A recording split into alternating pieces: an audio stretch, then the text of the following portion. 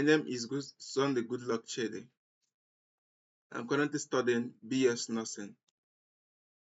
A fun fact about me is that I get nervous speaking in front of people, but I never back down. I always get back to myself. Well, today I'll be talking about communication, misunderstanding, and how to avoid them. So here is the breakdown of communication, misunderstanding, and how to avoid them. Misunderstanding in communication are common and can lead to frustration, conflict, even broken relationships if not addressed. They often happen when messages are not clearly sent, received, or interpreted. Here is a breakdown of why misunderstandings occur and how to avoid them. 1. Assumption. Examples of assumptions are thinking someone understands your point without clearly stating it, misinterpretation or confusion. 2. Poor listening. Examples of poor listening are interrupting, zooming out, or waiting to speak instead of actively listening. Missing the message entirely. 3 is vague language. Examples of vague language is when you say, I will do it later. But when is the later? Instead, the result should be, interpretation of it should be unmet expectation. It has to be an unmet expectation. 4 is non-verbal misread. Interpreting silence or body languages incorrectly. Taking offensive or misjudging intent. 5. Cultural or language differences. Examples of it is words, gesture, or phrases having different meaning in different cultures. Result is unintended offense or confusion. 6 is emotional flatter. Examples of emotional flatter is having something more negatively because you are already upset. How to avoid communication misunderstandings. 1. Be clear and specific.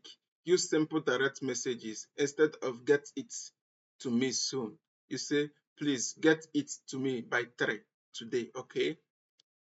2. You ask for clarification. Never assume. Ask if unsure. Try to be clear by asking, what do you mean? 3. Practice active listening. Focus fully. Paraphrase back and avoid interrupting. So you just have to try saying, so what do I hear you saying? That is what means that you're practicing how to be listening, how to be active in your listening. 4 is pay attention to non-verbal cues. Observe tone, body language, and facial expression.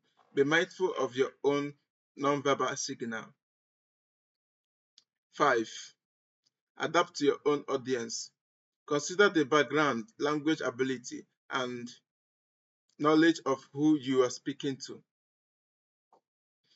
You have to know who you are speaking to, so you don't have to make mistake in whatever you are doing.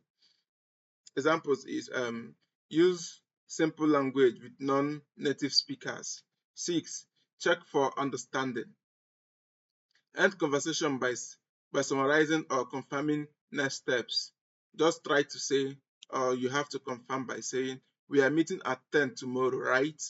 So that means you are confirming or summarizing your conversation between the person. 7 is emotional. You have to manage your emotions. Manage emotions. If emotions are highly paused before responding.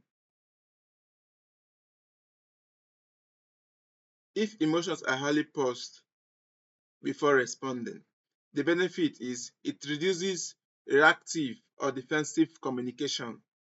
This is all I have to say. But my final thought is um, effective communication isn't just about speaking, it's about being understood. Avoiding misunderstandings requires intention, patience, and clarity. The more effort you put into professional relationships. Final thought: effective communication isn't just about speaking; it's about being understood. Avoiding misunderstanding requires intention, patience, and clarity. The most effort you put into clear communication, the forever problems you will face in both personal and professional relationships. So you know what to do.